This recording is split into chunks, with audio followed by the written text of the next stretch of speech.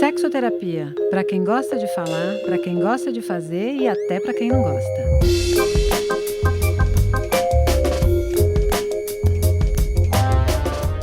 Cheiros, pelos, secreções, umidade. Durante o sexo, regiões culturalmente associadas à escatologia viram zonas erógenas. Para ter prazer, você precisa receber o outro e se entregar a ele. Se sentir desejada e desejante. A vontade de ter prazer, a excitação, deve superar qualquer nojo ou vergonha. Parece simples? Não, né?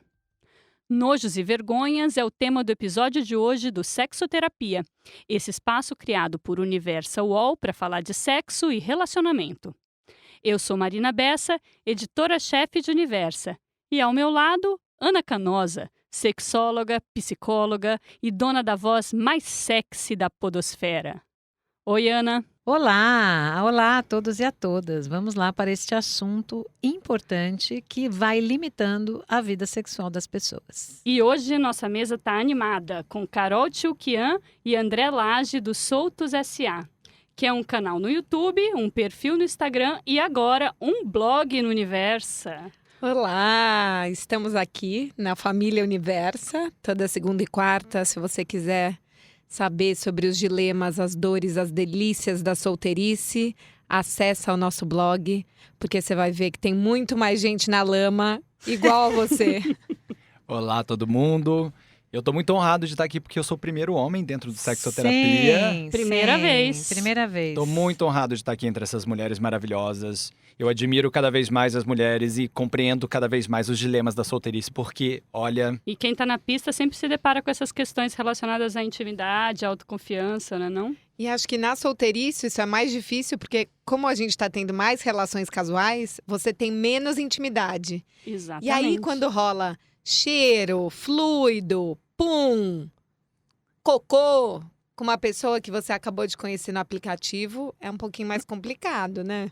É complicado com qualquer um, você imagina com um desconhecido.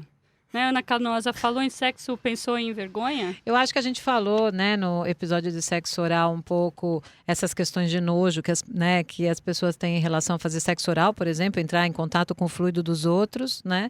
Acho que isso tem uma questão relacionada ao medo de contrair ST também. Eu acho que a gente foi ficando com o desenvolvimento da civilização, né, da ciência, da tecnologia, a gente também foi ficando cada vez mais asséptico, né?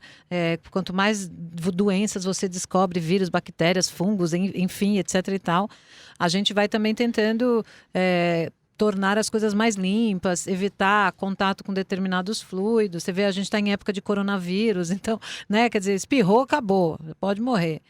E na questão sexual, acho que isso é bastante presente, é bastante pertinente. A gente tem doenças que podem prejudicar muito as pessoas, né? Algumas infecções. Eu acho que nojo e vergonha, que são os dois temas que a gente vai falar hoje, tem muita relação. O nojo tem relação mesmo com uma defesa. O nojo é uma das emoções básicas do ser humano, né? Então ele está relacionado à proteção do organismo humano. Então você tem nojo daquela meleca porque aquilo de alguma maneira pode afetar o seu organismo. Então ele é uma emoção que vem da caracterização do ser humano para estar no mundo, na sobrevivência. Já a vergonha tem muito a ver com a vulnerabilidade em relação ao julgamento moral do outro. Então nojo e vergonha podem estar muito associados à sexualidade, né? Acho que eles também a gente tem que olhar como importantes para a gente poder fazer avaliação de risco. Então, quando a gente fala, por exemplo, não quer entrar em contato com a secreção feminina no sexo oral, não quer entrar em contato com o sêmen. Isso tem a ver também com proteção? Tem a ver também com proteção de ST. Pode ter a ver com isso, né? Como também pode ter a ver com a questão do julgamento moral. Pode ter a ver com esse entendimento que o sexo é ruim. Então, aí vem com outra avaliação do sexo. Quer dizer, sexo é pecado, sexo é sujeira, né? Porque sexo é isso, é trocar fluido também, né? E acho que tem um outro ponto que é um julgamento, eu acho que é maior para as mulheres, que é sempre se perguntar, será que isso é normal? Que é uma loucura, né? Porque é um julgamento de si, mas quando você tem mais intimidade com alguém, é fácil você falar fantasia, é fácil você falar me dá sua calcinha para cheirar, Ou eu gosto de lamber o seu sovaco. Quando você não tem, você fica o tempo inteiro se julgando, né? E acho que a mulher, ela não foi ensinada a ter contato com a própria sexualidade. Quando a gente é criança, menina, fecha as pernas, não mexe aí. A gente demora para conversar disso com as amigas. Eu lembro, assim, a primeira amiga que falou como é que ela batia uma punheta e o namorado gostava, foi super legal, a gente aprendeu, sabe? Tem coisas ótimas ali mas que não se troca muito de... Então você fica o tempo inteiro pensando, será que eu posso abrir isso para essa pessoa? Será que é normal? Será que não é? Acho que desligar esse julgamento também é super difícil. É bem difícil, é bem difícil. Eu acho que a intimidade de um casal, né, ao longo, os relacionamentos longevos têm essa coisa boa, vantagem, né? Essa vantagem de você poder ir se abrindo e eu vejo isso muito no consultório, às vezes uma pessoa que, sei lá, durante 15 anos nunca contou para o parceiro ou para a parceira um desejo sexual mais específico, mais peculiar ou mais diferente, com medo de ser avaliado, né? Eu acho que a questão sexual é uma das últimas que as pessoas, às vezes, é quase como confessar. Mas você sabe que eu sendo um homem cis gay, né? Acho que entre os gays é muito doido isso porque o anonimato te permite também fazer muitas coisas, né? Acho que primeiro a gente não tem um contrato padrão, né? Estabelecido, que é o contrato hétero. Então, quer dizer, você conhece, você começa a namorar e talvez você vai constituir uma família e ter um filho. Então, tudo tem que ser combinado. E no sexo também, porque a gente não tem quem vai fazer o quê. A gente tem que discutir as coisas. E aí, nisso, você já abre margem para discutir muitas coisas, porque você abre o diálogo sobre o sexo. Não, é super interessante isso. O diálogo, acho que faz parte, é ponto fundamental em tudo que a gente conversa aqui, né, Ana? Sim, eu acho que super importante. Cada vez mais a gente vai reforçando essa ideia da importância de conversar com o parceiro e receber, porque não basta conversar, né, gente? O que é receber o outro, a vulnerabilidade do outro, o desejo do outro, o interesse diferente do outro e assim por diante. Então vamos para o nosso primeiro caso? Bora lá. Manda casos. Essa é a história da Liane, designer, 46 anos, de São Paulo. Os pequenos lábios da minha vagina eram maiores do que os grandes. Eu achava muito feio. Sou muito ligada em estética e isso me incomodava demais. Eu sempre ficava enfiando os pequenos lábios para dentro na hora do banho para simular como seria a aparência da minha vagina se os lábios fossem menores. Nunca nenhum cara me disse que ela era feia. Mesmo assim, eu não ficava totalmente à vontade para ficar sem roupa na frente deles. Depois de pensar muito, fiz uma cirurgia íntima. Agora eu recebo elogios de todos os caras com quem eu transo. Eles piram, dizem que minha vagina é linda. Eu até perdi um pouco a sensibilidade na região, mas foi compensada pelo aumento da minha autoestima. Ana, pelo amor de Deus. a gente sempre foi pressionada por um corpo padrão, né? Eu acho assim, tem algumas coisas no relato dela que são importantes. A primeira, o fato dela querer um corpo de um jeito ou de outro, eu acho que é legítimo, as pessoas podem querer, né? As cirurgias estéticas estão aí para isso. A questão é por que você está motivada para fazer essa coisa. Uma coisa é eu não gostar, etc, e achar que não é legal e tal, e querer fazer um ajuste. Outra coisa é eu achar que eu tenho que ter uma vulva uma vagina igual a da XPTO da mulher dos filmes pornográficos. A gente sabe que muitas atrizes pornôs fazem cirurgia íntima, que é para deixar a vulva, todos os pequenos lábios todos certinhos, etc, né? As mulheres têm pequenos lábios, muitas vezes hipertrofiados, mais roxinhos, né? Às vezes assimétricos, um maior que o outro, e elas acham que elas são as únicas que têm isso, que elas são os ETs do planeta. Até porque, se a gente pensar no nosso crescimento, né? Você não vê a vulva da sua amiga. Quando você vai para o banheiro, os meninos veem o peito do outro. Então, olha para o lado, acompanha o crescimento, vê se é grande, se é pequeno, né? As mulheres, imagina, o banheiro é todo fechado. Então, você não vê a vulva das suas amigas, a não ser que você faça uma brincadeira exploratória. Uma vez eu lembro que eu estava com umas amigas, duas eram sexólogas em Maceió, e mais um grupo de amigas, todo mundo ali, elas estavam se trocando no closet e tal, e aí uma delas falou assim, gente, olha a sua vulva, que graça. Eu falei, nossa, menina, tudo mulher de 30 anos, deixa eu ver a sua. Nossa, olha a sua. Nossa, eu queria ser igual a sua.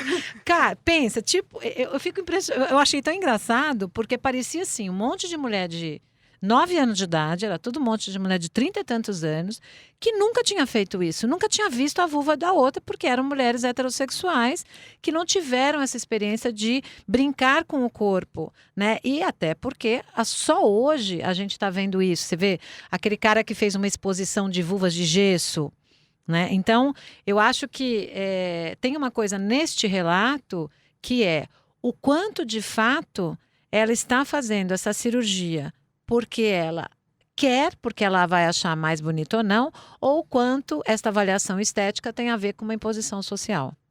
A gente entrevistou um cirurgião plástico especializado em cirurgia íntima, que é o Dr. Luiz Pérez, e ele falou que a primeira coisa que ele faz é dar um espelho para as mulheres olharem a própria vagina. E quando ele dá, muitas dizem que foram anos para ginecologistas e nunca fizeram isso. Então, acho que antes de olhar as das amigas, muitas mulheres nem olham as próprias vaginas com cuidado, né? Uma coisa assim, você aprende a lavar no banho e tá tudo bem. Tem de não saber reconhecer e entrar em contato com ela. Acho que isso é o primeiro ponto. E depois, quando a gente conversou com ele, eu comecei a ver o aumento de cirurgia plástica, o relato dela. Eu penso, gente, eu nunca parei para pensar se a minha vagina era bonita ou feia. É a sua, né? A gente já tem o padrão do corpo, do cabelo, da ruga. Se depilação. A gente tiver que... Depilação. Quantas vezes, acho que isso, quando você vai crescendo, você fica mais relaxada. Mas quantas vezes ali entre os 15 e 20 e poucos anos, as pessoas não deixam de transar ou querem transar de luz apagada porque não estão depiladas, Exato. né? Como se o pelo fosse sujo. Impuro, né? E eu acho que uma coisa que me impressionou bastante nessa entrevista foi que ele falou, olha, quando chega uma mulher aqui com seus 40 e tantos, que ela já tá com a vulva um pouco mais flácida e ela quer se sentir como ela se sentia antes, ele faz um procedimento sem nenhum problema, fala, essa mulher só quer recuperar a autoestima dela. Agora, quando chega uma menina de 20 anos achando que ela tem um problema estético, ele fala, não é aqui que você tem que estar, você tem que tratar isso com uma psicóloga. Porque a vulva não tem nada de errado. Olha só, eu estava vendo uma pesquisa em relação ao Brasil. O Brasil é líder de cirurgia íntima, que é a tal da ninfoplastia, né? 2017 foram 21 mil cirurgias por ano. Os Estados Unidos está em segundo lugar com 11 mil. Depois eu vi uma outra pesquisa nos Estados Unidos que eu fiquei passada, que é a seguinte. Nos Estados Unidos, em 2011, aumentou 71% de garotas fazendo implante no queixo para ficarem mais bonitas em selfies. Tá, meu bem? Então, você imagina isso? Quer dizer, quando eu vou construindo a minha identidade, e a gente vai construir identidade a partir do olhar do outro. Não tem jeito. Nós estamos vivendo em sociedade, não tem jeito. A gente é influenciado por esse olhar, pelos padrões estéticos. Agora, quando você é capaz, e aí eu acho que me preocupa o relato da nossa colega, que é assim, se você é capaz de cortar um pedaço do seu corpo ou mudar um pedaço do seu corpo, perder a sensibilidade numa área que é para você ter prazer, para se adequar a um padrão estético, aí eu acho que já fica uma coisa meio doente. Mas o que me impressionou no relato dela foi que ela sempre relaciona isso com os caras, né? Que ela, depois que ela fez a cirurgia, os caras começaram a elogiar. Né? O quanto que a mulher vai começar a moldar o corpo dela inteiro, inclusive as partes íntimas, para os homens. Mas eu fiquei pensando, será o quanto que isso daí não estava relacionado à autoestima dela? Total. Porque ela diz antes que ninguém tinha criticado antes na vida. Sua vagina, sua vulva é feia, é grande, qualquer coisa assim. Depois que ela passou a se sentir super poderosa e linda e sexy, os caras começaram a elogiar. Enfim, também eu não sei o quanto que esse up na autoestima dela não vai fazer toda a diferença na vida sexual dessa mulher daqui pra frente, né? Eu acho que a gente está falando, eu acho que é muito bom esse ponto, que a gente está falando sobre o ideal, da onde a gente quer chegar, e o possível, né? Qual é o ideal? Eu acho que hoje na voz feminina, né? E também na masculina, é que a gente possa se adequar ao próprio corpo, que a gente habite este corpo, que esse corpo dá prazer e que esse corpo seja o corpo que a gente tem. Este é o ideal, é para onde a gente tenta caminhar. Mas neste percurso entre esta mulher que eu quero ser, livre, com o corpo que eu tenho e poder erotizar esse corpo, pro como eu estou agora, né? No sentido de me sentir envergonhada ou me sentir pouco erótica, porque eu não consigo. Eu olho para o meu corpo e eu me sinto gordinha, ou eu olho para o meu corpo e eu preciso de um peito maior, ou eu olho para o meu genital e preciso, sabe, e acho que está feio. Tudo bem, eu acho que aí talvez a cirurgia seja eficiente para este momento que eu tô. Né? Então a gente fala entre o ideal que eu gostaria de ser e aquilo que eu posso ser agora e o que pode ajudar a minha autoestima nesse sentido. Eu coloquei silicone e acho que pra mim foi exatamente o que a Marina falou, deu essa virada eu não tinha nada de peito. E eu me senti mais empoderada. Eu acho que deu uma florescida, assim, juntou junto com a época de entrar na faculdade. Eu que me sentia meio um patinho feio, ninguém olhava pra mim, eu falava que eu era amiga engraçada, porque eu cresci com amigas loiras numa época de Paquitas e Xuxas. Então, eu era amiga engraçada porque não dava pra competir com todas as loiras de cabelo liso. Nos anos 90, 2000. E depois, eu acho que eu me senti tão empoderada e mais feminina, mais sexy, mais o que a gente tem que prestar atenção é aonde isso vai parar.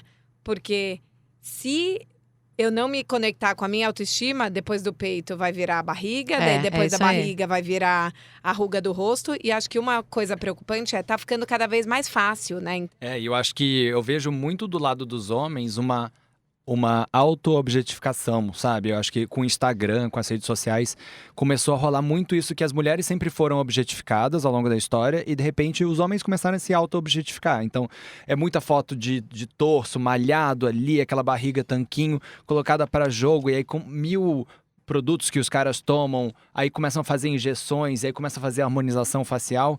E nisso, eu só fico me perguntando, eu falo, acho que ainda não tem tanta cirurgia de pênis, porque ainda não acharam um método eficiente. Porque um dia que descobrirem, vai ser um boom, uma febre milionária. Outro dia tinha um casal no meu consultório, foi tão bonitinho. Ele tem 48 anos e a mulher tem 50 e pouco. Daí ele, no meio de uma sessão lá, falou assim, não, eu preciso dizer que eu tenho vergonha do tamanho do meu pinto. Daí ela olhou pra ele, estão juntos há meio 18 anos. Eu disse, como? Você vergonha do seu pinto? Ele flácido, ele é meio pequeno. Gente, todo homem tem, quando tá ereto, ele não é, mas eu fui na sauna do clube, eu achei que o meu tá encolhendo. Aí eu achei tão bonito, coitado, assim, super, né, revelando pra mulher que ele tinha vergonha do tamanho do pinto dele flácido. Mas todo homem tem vergonha do pênis, gostaria de ter um pênis maior, porque isso é o símbolo da masculinidade. Então, a masculinidade, ela sempre é relativa, né? Então, um homem sempre pode ser menos homem do que outro homem. Ela nunca é absoluta. Você nunca vira um homem de verdade. Você sempre é mais homem do que o viadinho. É por isso que a gente tem a homofobia. Por isso que a gente tem sempre que pegar um homem para considerar ele o menos homem para que os outros sejam homens, né? E o pau vai nessa direção. Quer dizer, o cara que tem o maior pau é o cara que é maior homem, né? Ainda mais em épocas de nudes, né, gente? Super. Não é como você tem que... O que acontece? Rola ali um Photoshop antes de mandar pro cara? Um ângulo melhor? Ângulo, rola comparação com desodorante, garrafa de água, pra dizer ali que o tamanho é real, que não tá roubando no ângulo. E o que a gente vê muito no canal, é que assim, é uma chuva de nudes não solicitados. São tantos nudes não solicitados que no Texas isso virou crime. Porque os caras já dão match e saem mandando nude. E tem uma pesquisa americana que foi entender com os caras por que eles mandam nudes. E 87% deles manda porque acha que a pessoa, o parceiro ou parceira, vai se sentir lisonjeada em receber isso. Então é uma lógica tão autocentrada, né? A gente vê essa mulher com vergonha da vagina e os caras disparando foto do pau, porque assim, olha, esse é meu pauzão, é isso que eu tenho. Acho que assim, vamos aprender a ter um pouco dessa autoestima masculina, os que né? têm pauzão, né? Porque os homens que não têm sofrem muito, né? E eu acho assim que essa questão da vergonha do corpo, ela é tão importante na estrutura da personalidade, porque o corpo é a sua casa no mundo, é onde você vai colocar os seus desejos, onde você vai fazer comunicação com os outros, né? Ele é essa ferramenta para você estar no mundo. Então, como é que eu vou o tempo todo, ou em boa parte do meu encontro com o outro, me sentir inadequado, porque a vergonha ela é fruto do quê? De uma percepção de consciência em relação a você se sentir adequado ou não. É uma exposição vulnerável. Isso, essa palavra que eu ia chegar, porque eu lembrei muito do episódio que a gente fez sobre sexo oral, que você colocou a vulnerabilidade, que é isso, né? Nesses momentos de intimidade, quanto mais você conhece o seu parceiro, né, mais a gente se sente à vontade para se colocar nesse lugar vulnerável. O que pode ser mais vulnerável do que, como a Ana disse no episódio, oferecer a sua vulva, não é? Não é muito vulnerável, você tá sem roupa, totalmente entregue, né? Exige essa entrega, essa vulnerabilidade e, enfim, exige muita cumplicidade, muita intimidade e não é uma coisa simples de ser feita. Ou né? muita autoestima, né? Para você estar ali entendendo que a sua vulva faz parte do seu corpo, o pênis faz parte e estamos aí, isso é jogo. Então, tem pessoas que têm mais facilidade, mas as mulheres eu acho que ainda têm. Tem uma pesquisa de 2005 feita com mulheres de 10 países. 35% das brasileiras se disseram insatisfeitas com o corpo, só atrás das mulheres japonesas. Então, as mulheres brasileiras, elas têm muito, isso você vai vendo em várias pesquisas, né? A dificuldade da mulher em se libertar desse padrão estético, né, para o seu estado. Então, assim, eu escuto, estou escutando no consultório, chego na balada, a primeira coisa que eu vejo é uma mulher que eu acho bonita. Essa mulher que eu acho bonita já me inibe, a presença dela me inibe. Então, quantas mulheres não vão a lugares ou se sentem envergonhadas, se fecham no comportamento, porque se tem naquele lugar que ela está 1, 2, 3 mulheres que se enquadram no padrão estético de beleza que ela acha que é o vigente social e que esperam dela, ela se inibe e ela para de se relacionar. Acho que antes dela encontrar essas mulheres na balada, hoje ela encontra no próprio Instagram. Né? Então, assim, quantas mulheres a gente não segue que tem corpos muito mais torneados, esculpidos, magros, que tem outro biotipo que a gente nunca vai ter? E isso já vai minando a nossa autoestima ali. Acordou, você tá tomando a sua água com limão e já tá se sentindo uma merda. E daí você fala, por que você segue essas pessoas? Tipo, eu me pergunto isso todo dia. Tem umas mulheres que eu sigo e falo, cara, por que eu tô seguindo essas mulheres? Eu tô me sentindo mal. Não tá isso. me inspirando. Então, assim, você já acorda devendo, não gostando do seu corpo. E acho que a Marina falou de vulnerabilidade. Ao mesmo tempo que o sexo é uma coisa super vulnerável, como a gente está tendo muito sexo casual, ele também ficou mecanizado, né? Então a gente vê muito tá bom, vamos transar aqui rapidinho. E daí, como você lida com esse corpo nu que é o seu, de um jeito mais generoso, né? A gente não tá sendo generoso uns com os outros. E é esse momento do feminismo mesmo que a gente está vivendo, né? Porque a gente já tem o discurso daquilo que a Ana estava falando, do que deveria ser, né? De que a gente deveria se aceitar, de que a gente deveria gostar do nosso corpo mais gordo, do nosso cabelo cacheado, do nosso nariz grande. Mas o passo de realmente se aceitar e se ver como bonita estando fora do padrão aí é outra coisa. Outro dia eu tive uma discussão polêmica com umas amigas, porque uma delas levantou um ponto que eu acho interessante, que é a gente acha maravilhoso terem mulheres que estão tendo voz e estão falando, eu sou obesa e eu tenho esse espaço, eu sou fora do padrão e eu tenho esse espaço. E essas mulheres estavam todas num jantar aplaudindo elas e neuróticas pela dieta da moda e desesperadas porque tinham engordado depois do Réveillon. Então, assim, o quanto você tá legitimando a outra mesmo, né? Assim, deixa ela ir lá falar do corpo dela, mas eu tô aqui indo vomitar depois do jantar, né? Essa influência do padrão estético no corpo para o comportamento sexual é tão forte. Tem uma pesquisa nos Estados Unidos, particularmente na Carolina do Sul, que fez uma entrevista com 21.773 adolescentes. E que eles perceberam que mulheres, meninas, obesas, fora do padrão estético daquela cultura, tinham 3 vezes mais chance de ter a primeira relação sexual com menos de 13 anos e 30% mais propensas a ter múltiplos parceiros. Qual foi a conclusão dos pesquisadores? Que essas meninas que não se sentiam no padrão estético, elas não se sentiam desejadas pelos rapazes da mesma idade. Os rapazes da mesma idade desejavam as meninas que faziam parte ali do padrão estético. Então, o que elas podiam oferecer de diferente que a outra não oferecia? O sexo. André, no universo gay também não tem muito uma coisa do corpo do cara ser super forte, musculoso.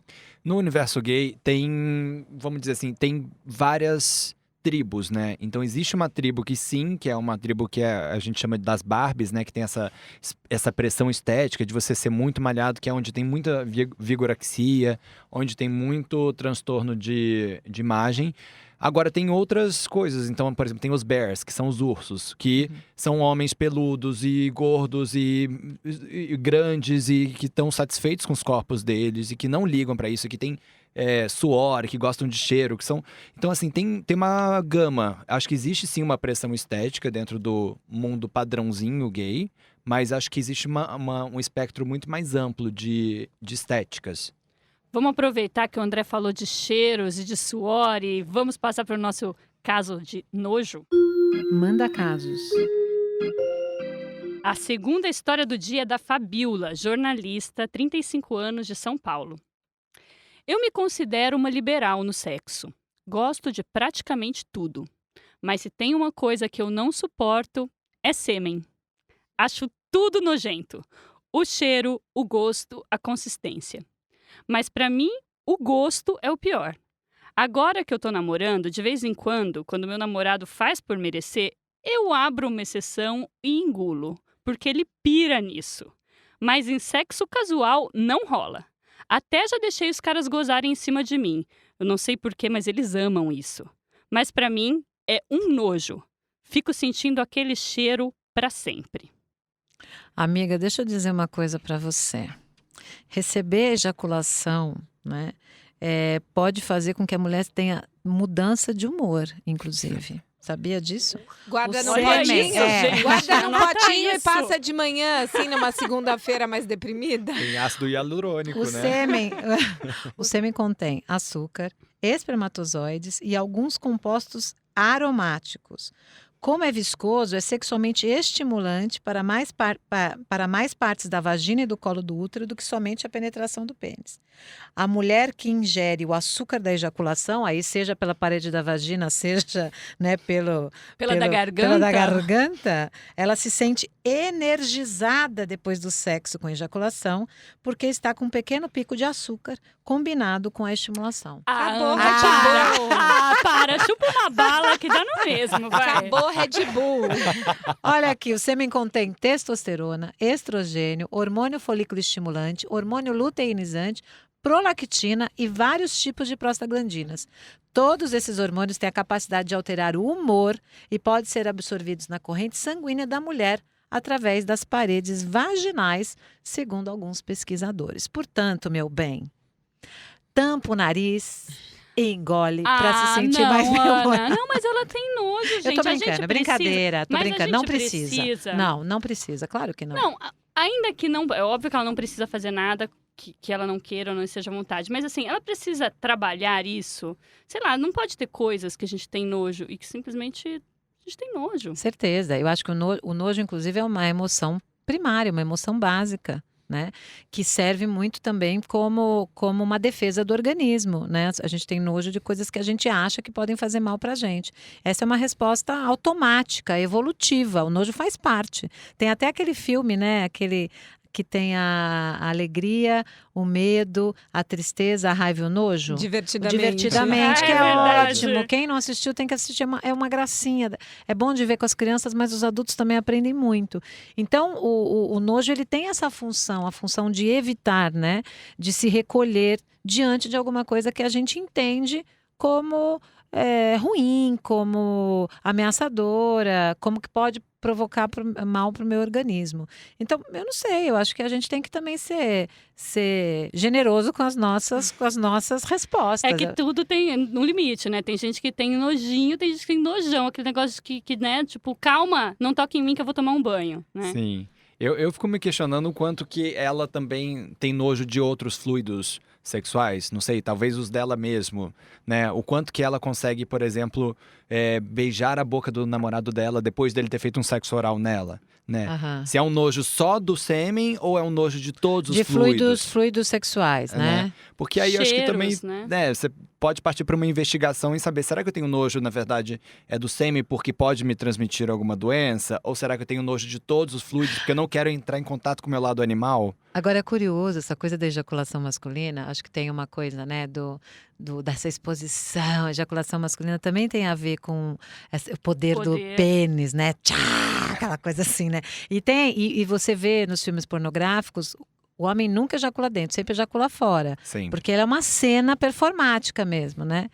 E é curioso também quando os homens sentem que as mulheres não querem ficar com esse sêmen, eles se sentem um pouco recusados. Ofendidos. Assim, ofendidos, sabe? Então, tem muitos homens que gostam, por exemplo, de ejacular no rosto, né? Aí eu aconselho fazendo banho para os casais, se ele quer fazer e ele se sente feliz, gata, faz no chuveiro, pode ser no chuveiro, daí eu vou acordando com os caras, faz no chuveiro, porque aí já dá uma lavadinha, né? Eu já tive paciente que falou, eu fico super ofendido, porque outro dia eu ejaculei na boca dela e eu senti que ela ficou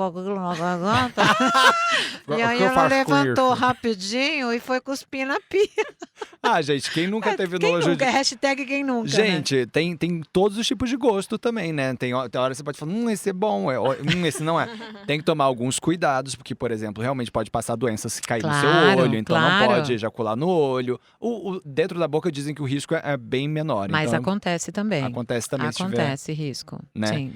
Então, e tem uma outra pira que é o quanto você receber uma gozada na cara, na boca, no rosto, não parece um ato de dominação. Sim, de humilhação. Esse ponto é importante. E daí eu acho que aí, às vezes, tem uma barreira. Porque quando você tá brincando com alguém, você tem intimidade, é gostoso. Agora, quando você leva uma gozada na cara e você sente que foi um ato de dominação ou de afirmação do masculino, acho que isso reforça essa retração, essa coisa de, assim, eu também não quero. Porque eu não vou ser uma mulher que vai ser submissa aos seus desejos. Eu não tô aqui na cama para te satisfazer. Isso. E aí você tá fazendo uma correlação do nojo com o valor moral. Porque o nojo, ele tem dois fenômenos. Ele pode vir dessa coisa mais biológica, evolutiva, né? Eu simplesmente tenho uma reação a alguma coisa de, ai, que nojo. E isso faz parte do ser humano, como uma emoção básica. Como ele também pode vir a partir de uma construção de juízo de valor moral. Então, por exemplo, eu tenho nojo de homossexual se beijando, por exemplo. Isso não é uma reação evolutiva. Isso, muito provavelmente, é uma avaliação moral do que é certo ou errado de quem pode ou não pode se beijar na rua, né? Então, o nojo, muitas vezes, é uma manifestação psicológica, que é o que você está dizendo. O quanto que eu estou tendo nojo, porque o cara ejaculou no meu rosto, porque de fato é uma reação biológica, ou o quanto eu estou me sentindo humilhada? Eu li uma outra coisa que eu achei interessante, que é o nojo está relacionado à falta de excitação. Você acha que faz sentido, Ana? Que era aqui, uma pesquisa desenvolvida pela Universidade de Groningen, que foi publicada em 2012, mostra que, em geral, substâncias envolvidas numa relação sexual como saliva, suor, odores e sêmen, descontextualizadas, causam nojo em mulheres. A repulsa, porém, é menos frequente quando a mulher está sexualmente excitada. Você já faz sentido? Faz sentido, eu acho que faz ali sentido. No meio, na hora que tá envolvida, eu acho que tem muito envolvimento, muito tesão, o cara dá uma gozada na sua cara e você fala, faz parte do jogo, curtir. Agora você tá ali, não assim, envolvida, olhando sem tipo uma cuspida, gente. Você fala, ai. Cuspida no meio do sexo verdade, pode ser algo super... completamente excitante. Você fala, cospe-me. E fora disso, você quer bater na pessoa, né? Eu acho que super procede, porque eu vejo, por exemplo, eu já tive vários casos de pessoas que quando estão no começo do envolvimento, do apaixonamento, nossa, aí tá tudo bem. Então beija, faz, bate, joga, não sei o quê, enfia e tudo bem. Quando passa a paixão, começa a se incomodar. Aí incomoda com o cheiro, incomoda com o gosto, incomoda com não sei mais o quê, incomoda com tudo. Tudo fica completamente incômodo. Porque, de fato, já não tem mais aquele envolvimento todo, né? Por isso que eu sempre digo, se essa química sexual, ela fica um pouco mais clara para a gente no início das relações. Se você não tem muita química, a chance depois disso começar a aparecer pós-envolvimento inicial é maior. É bem maior. Eu tive uma paciente especificamente que ela tinha isso. Ela começou a ficar com namorou um cara. Ela disse que no começo era novidade, tava legal, não sei o que, mas que depois de um determinado período ela não aguentava mais o gosto da boca dele. E aí a gente ficou pesquisando assim, mas e aí? Mas ele que tá tomando algum suplemento? Porque tem isso, né? O povo que toma suplemento de academia, você já viu o cheiro que fica? Não, é verdade. O cara come horrível. batata doce, frango. Batata E doce, 18 frango. claras de E ovo. 18 claras de ovo e tomam suplementos que exalam troço do corpo, gente. Eu não sei, que não dá. Então aí eu comecei a perguntar para ela, mas será que, né, tá tomando um medicamento? Tá, não sei o quê. E não era nada. Era simplesmente porque, num determinado momento, aquilo que estava um pouco abafado pelo início da relação ficou mais frequente, ficou mais claro para ela, né? Tem coisas que alteram, inclusive, o cheiro da pele, o gosto da saliva, o gosto do sêmen. Então, por exemplo, cigarro, tem várias comidas que alteram os gostos, né, do corpo. Então, às vezes você até gostava da pessoa e aí você começou a sentir aquele cheiro, aquele gosto depois e aquilo foi te dando um nojo. Outro dia a gente recebeu um relato no Soltos que foi bem interessante de uma menina que a gente estava nessa onda do Chernobyl e a gente perguntou qual foi a pior coisa que um Chernobyl já fez com você. Aí a menina falou, ele gozou na minha boca e depois não quis me beijar.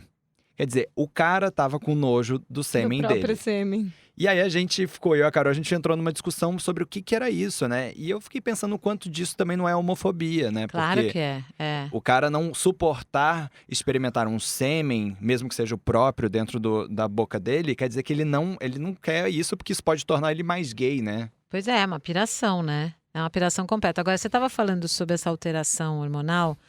Eu vi um texto que fala pouco sobre como é que a gente faz essa combinação, essa química com as pessoas, né? Quem dá química para você? Química mesmo, eu digo, de encaixar, do gosto, do cheiro, uma química com aquela pessoa, a pele. Isso tem muito a ver com o olfato, com o tato, né? Com a questão de como o seu DNA é passado pelos seus feromônios. Quando a gente está usando contraceptivo hormonal, o nosso corpo, nos hormônios, né, nos níveis hormonais sexuais, dos hormônios sexuais, ele está quase como uma gestante. Os nossos níveis hormonais são quase como imitando um estado de uma gravidez.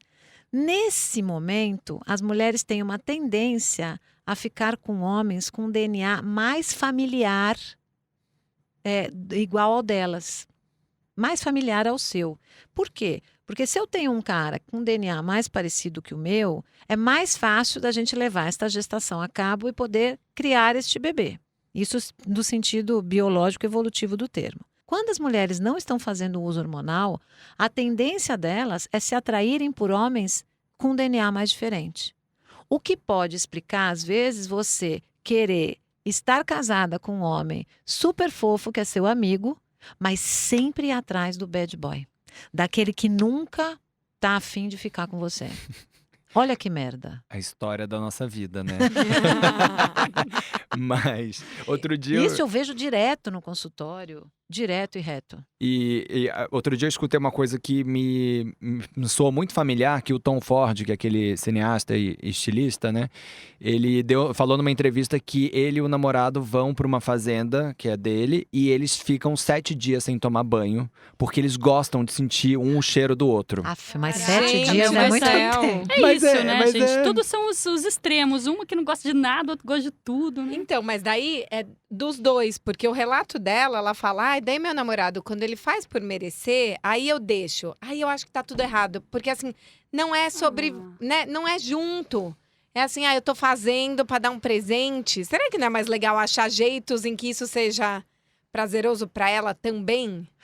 Mas eu também posso entender isso humanamente, como eu tô feliz com ele, porque ele tem sido gentil, e aí eu vou fazer uma coisa que ele gosta, mas que eu não gosto, entende? Assim, pode ser também por esse lado, assim, tô fazendo um agrado, porque é uma prática que ele curte e eu não curto.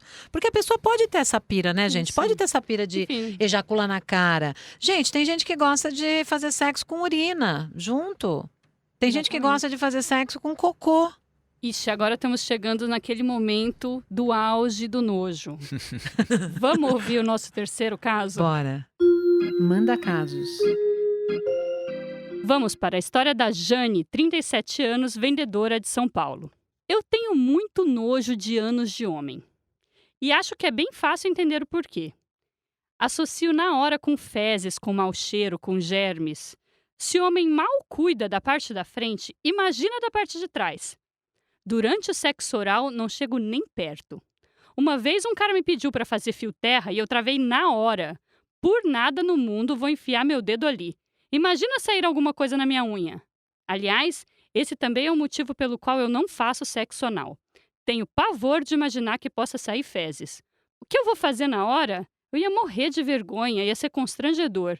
Me embrulha o estômago só de pensar. Aqui uma mistura de nojo, vergonha, tudo. Maravilhosa. Sexo anal é o campeão de encanações, Ana? Eu acho que no sentido do nojo é. Acho que é. É o campeão, mas também é o que todo mundo tem curiosidade de fazer, né? Todo mundo quer saber como é que faz, como é que não faz. E eu vou dizer uma coisa, eu não acho fácil fazer sexo anal, porque eu também me irrito um pouco quando o pessoal fala, não, normal, faz sexo anal. Não é assim. Não é essa. Eu acho que quanto mais você pratica o sexo anal, mais fácil você vai ficando. Você vai aprendendo a fazer o sexo anal, porque o ânus não é a vagina. A vagina está ali, ela tem lubrificação natural, ela é reta. Então, você entra com o pênis ali, em qualquer posição que você tiver, vai, né? Agora, o ânus não. O ânus tem o canal do reto, depois tem o canal anal. O ânus, pensa numa pera ao contrário, né? Então, ele tem ali, o canal do reto, ele é maior, só que depois ele dá uma afinada, que tem um esfíncter ali, e depois tem o canal anal, que é mais curtinho, depois o ânus. Então, se você entrar com o pênis assim, você tem que dar uma viradinha assim para fazer uma baliza. Uma baliza, ele não é super. Então já tem, com a posição já tem isso. Fora que você tem os dois controles dos esfíncteres. O de fora do ânus, ele é voluntário. Então, se você apertar agora, você aperta, aperta e solta. Você faz uma... Todo mundo apertando e soltando. É um ótimo exercício. Só que logo em seguida, tem um outro que é involuntário. Que ele tá ali para segurar mesmo o bolo fecal. Então, ele é involuntário, fica fechadinho. Então, fica tensionado. Então, o que vai acontecer? Você vem com o pênis, né? Vem com o pênis assim, aí no ânus. O ânus vai... Se você tiver um pouco mais relaxado, ele pode entrar ali no comecinho. Mas logo em seguida, fecha esse esfíncter, tá mais interno, objeto estranho não identificado.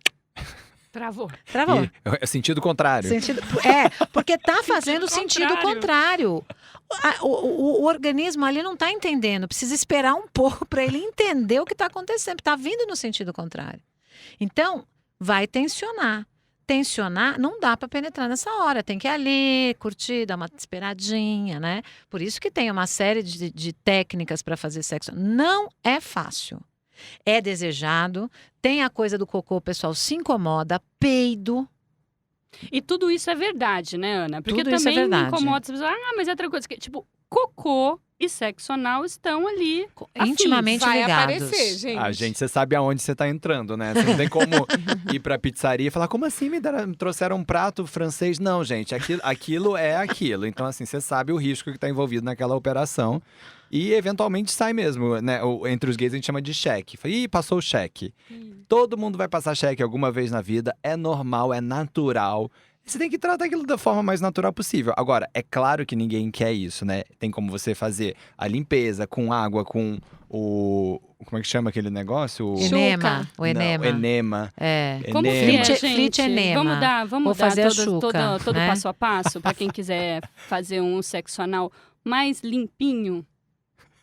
Bom, Então, eu aprendi outro dia também com o André, porque também isso tem a ver com programação, porque você fazer a chuca, você se programar e falar, hoje eu vou dar meu cu. E às vezes não é assim, gente. Às vezes você tá Não! Às vezes você tá na animação do meio do sexo, e daí você fala, vamos. Putz, Você hoje não se não. programou, né? Isso. Então, nem sempre dá pra fazer a chuca estar programado. E acho que pra esses casos de não programação, tem que tentar lidar. O que é fazer a chuca, Carol?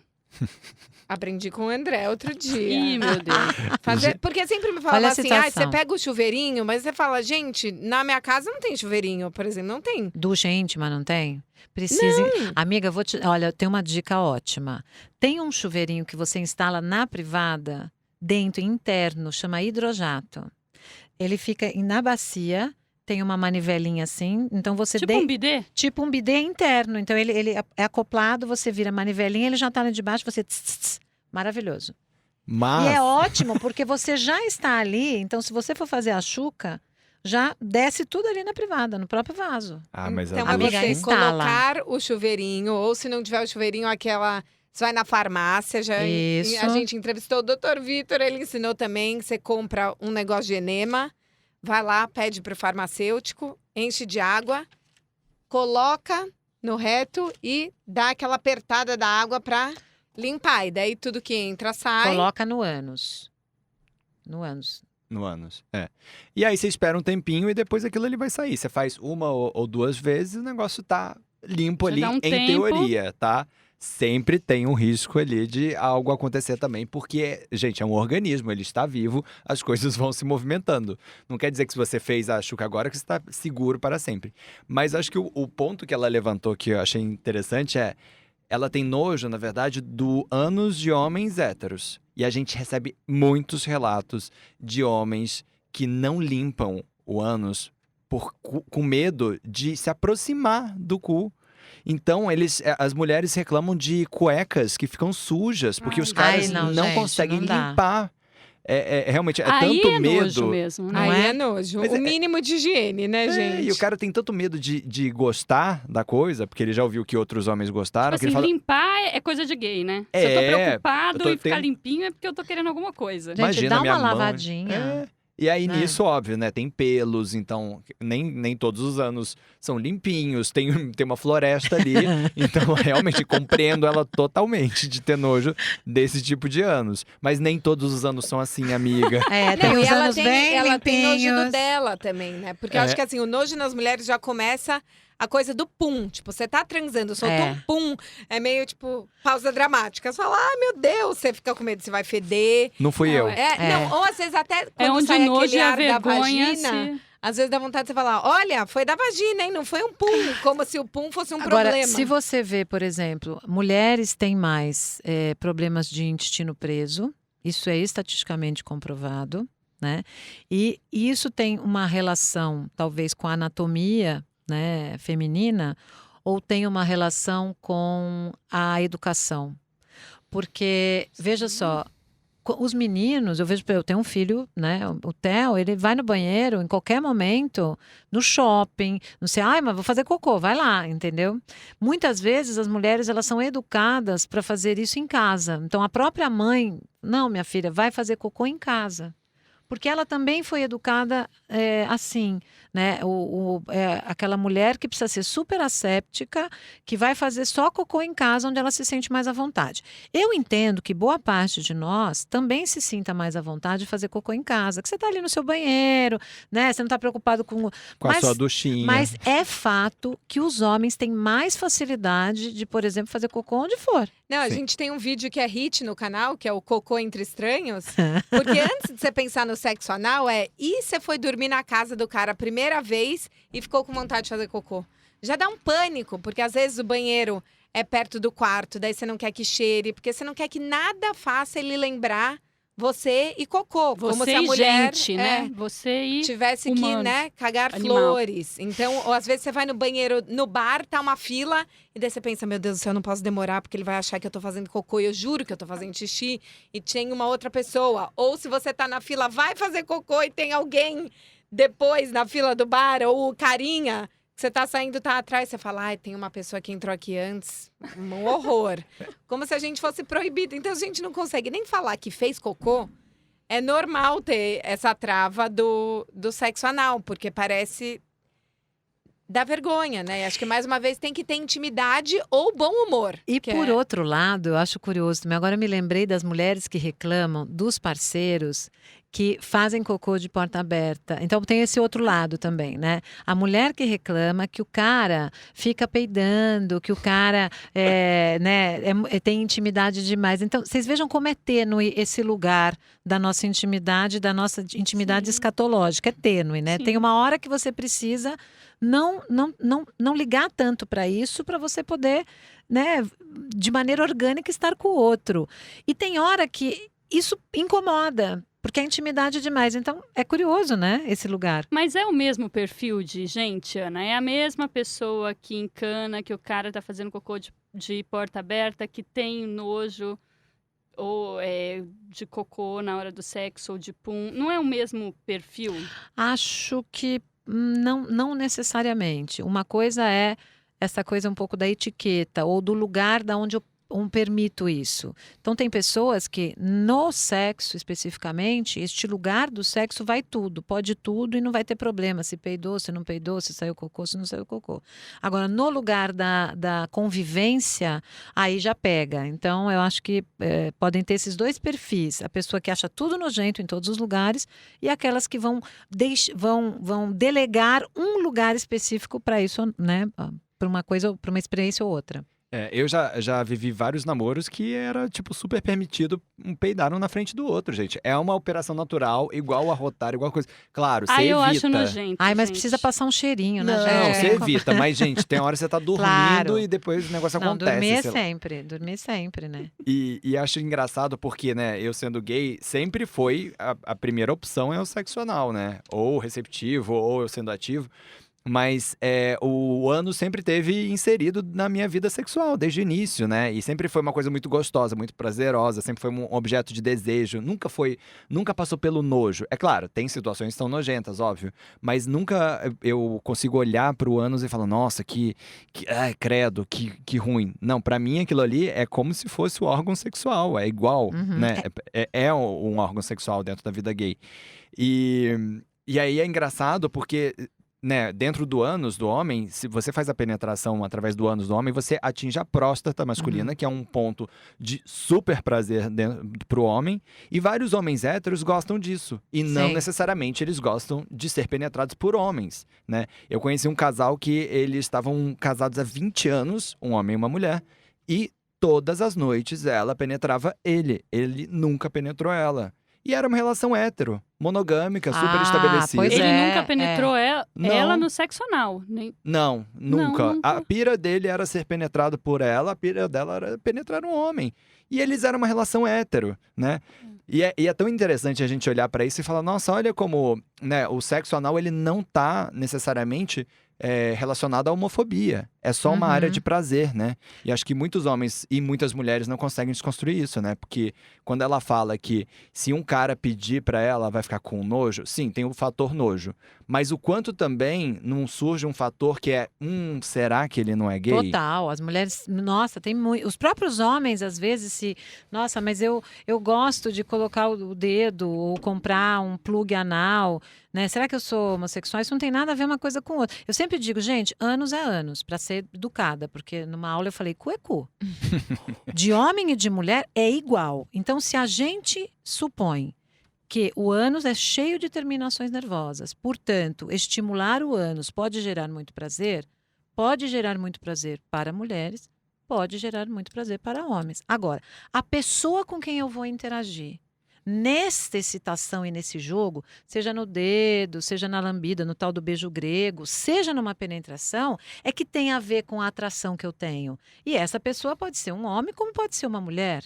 Então, acho que a gente também tem que desconstruir isso, como o André está dizendo. Tem muitos homens que gostam de beijo grego, que gostam... Beijo grego é o beijo no ânus. Beijo no ânus, que gostam de penetração de plug anal, ou mesmo da penetração com pênis, ou como é que chama? Consolo. Um consolo, enfim, uma cintaralho, né, que a gente chama, que é aquela cinta com pênis. Só que eles não querem fazer isso com outro homem, porque eles não têm desejo sexual por outro homem. Eles só querem que a sentem sua prazer na região parceira anal. faça isso, porque esta é uma prática que dá tesão.com.br. É isso. Mas aí, mais uma vez, a importância da intimidade para poder ter esse diálogo, né? O cara sente a vontade de pedir.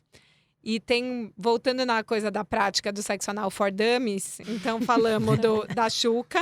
Acho que uma outra coisa que é importante também falar vai doer no começo. Gente, que é o que a Ana falou, não é as mil maravilhas. E tem posições que são mais fáceis, né? Então, isso. também, de novo, volta a história do filme pornô, que você pensa, sexo anal de 4, mulher de 4. Não é só assim. E a gente até conversando com o Dr. Vini, ele fala, tem jeitos... Os jeitos de começar são os jeitos em que você se sinta no controle do fluxo ali de entrada e saída. Então, você pode sentir o quanto que tá confortável para você. Então, de repente, a mulher sentar em cima do cara, porque daí ela faz o movimento de entrada e saída. Ou de lado, porque ela também faz esse movimento de entrada e saída. Então, quer tentar? Tá sentindo a vontade? Desapega da cena do filme pornô, não vai fazer ela. E faz num lugar onde você minimamente tenha esse controle, né? Que daí dá uma tranquilidade. Outra posição boa é a própria papai e mamãe. Que você também tá olhando, porque você imagina, porque a pira dos homens, né, às vezes é olhar a bunda, porque aí tem essa coisa de excitar, de ver o bumbum, que no Brasil, inclusive, é super, né, é uma zona visualmente interessante. Tem a questão do poder e da submissão, também nessa posição de 4, né? Tanto que as pessoas falam, vou comer seu cu, sabe? Essa coisa assim de humilhar, de agressividade, né? De poder, né? E vocês imaginam a pessoa que está recebendo, a pessoa receptiva, completamente sem controle nenhum disso. Então, esta posição famosa de 4 é uma posição para você praticar com alguém que você já conhece, que você já fez, que você confia. Não é uma posição para você. Porque provavelmente você vai ficar tensa, você não tem controle nenhum. Se ficar tenso, vai doer mais ainda. Então, vai ser muito mais desconfortável do que se você estiver numa posição em que você está no controle, mais no controle, que você esteja vendo o que está acontecendo. E outra coisa que a gente sempre indica para quem quer tentar é ir devagarinho. Então, por exemplo, coloca um dedo primeiro, vai beijando. Durante os jogos eróticos, você vai relaxando esse ânus. Existem plugs anais, tem pequenos, maiores, tem até um rabo de raposa, você já viu? Eu tenho uma amiga que sempre usa. Um rabo de raposa que você coloca assim, ele é um plug anal pequeno e tem um rabão assim. Então dá para colocar ali primeiro. Passa um lubrificante, lembrando que o ânus não tem lubrificação natural, precisa colocar lubrificante. Aí você passa o lubrificante, coloca esse plug que é pequenininho, que tem aquele rabo e fica ali passeando com o rabo, sabe? Vai brincar. Depois que lembra que o esfíncter lá de dentro ele tem que relaxar? Então você precisa, tem tempo para isso. Aí a hora que está relaxando vai. E a própria pessoa que está recebendo pode ir fazendo um movimento de vem que tá vindo, vem que pode vir, né? Vem que tá tudo bem. E acho que é tão legal a gente pensar nisso de dobrar as suas possibilidades sexuais na cama, né? Que muitas mulheres não gostam ou têm medo de fazer o sexo anal. E realmente, talvez não seja para todo mundo, mas vai que você gosta, né? Vai que multiplicam as suas possibilidades. Aí só tem que lembrar de uma coisa muito importante de, né, não tirar do ânus e penetrar a vagina com a mesma coisa, porque são duas floras completamente diferentes e pode causar um desequilíbrio. Isso, e bactérias que você tem naturalmente no ânus podem habitar a vagina e provocar uma série de problemas, inclusive, né, entrando na uretra feminina, né, ou na uretra masculina, inclusive no sexo anal. Precisa usar preservativo, gente. Sexo anal, preservativo. Gente, será que a Jane vai ouvir esse episódio? Vamos falar para ela ouvir. Para quem sabe, eu acho que ela vai se inspirar, hein? Vai mudar um pouquinho aqui os conceitos. E acho que tanto a Jane quanto a nossa segunda história tem a ver com essa coisa de negar o lado animal, né? De talvez ter o nojo do fluido, do cheiro, do cocô. Gente, faz parte da gente, isso, né? Então, acho que a mulher precisa entender que ela não vai estar sempre cheirosa, penteada e normatizar isso. Muito boa a conversa, Ana Canosa. Muito boa, hein? A gente já fez tudo hoje. Nossa, já ejaculou na cara, a gente já fez sexo anal. Mas foi muito legal, adorei a ideia. Eu acho que vergonha e nojo podem andar juntas, né?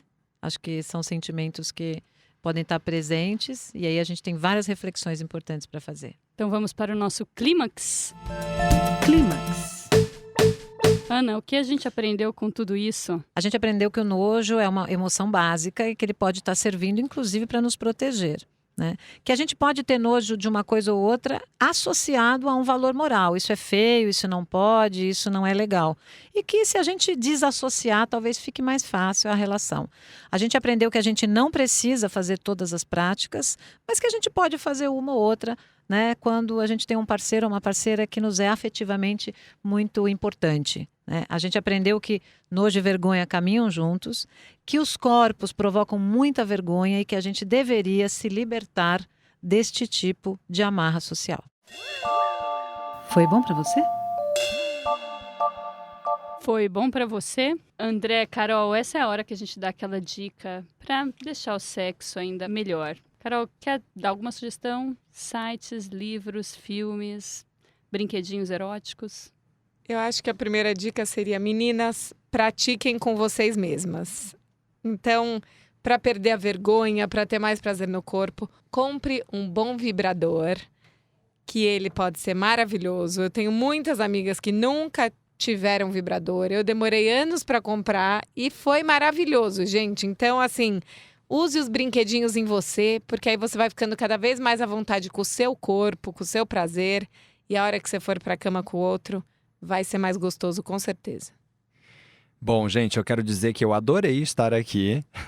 E eu tenho para indicar um vídeo do nosso canal do Soltos SA, que é youtube.com/soltos, e vejam um vídeo da Carol Teixeira, que é uma terapeuta tântrica, muito maravilhosa, e ela fala muito sobre o empoderamento feminino no corpo, porque muitas vezes acho que as mulheres ficam muito no textão, mas o quanto elas realmente estão se empoderando do seu prazer, de controlar o que elas gostam, o que não gostam, do conhecimento do corpo, e ela explica isso de uma forma muito bonita.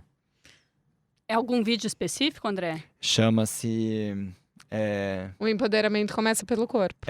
O empoderamento começa pelo corpo, com Carol Teixeira. E você, Ana, que Bom, tem para indicar para hoje? Vamos lá, eu vou indicar algumas coisas para o sexo anal. Olha só, tem um livro do Celso Marzano que chama O Prazer Secreto, que é específico sobre sexo anal. Tem um que chama Pelo Cu, que faz uma reflexão mais filosófica, social, né? sobre como a gente tem essa dificuldade de lidar com o ânus, né, na questão do sexo. É uma outra reflexão. Um Instagram, Põe na Roda, que também é um canal no YouTube, que eles também têm um vídeo sobre sexo anal, como fazer.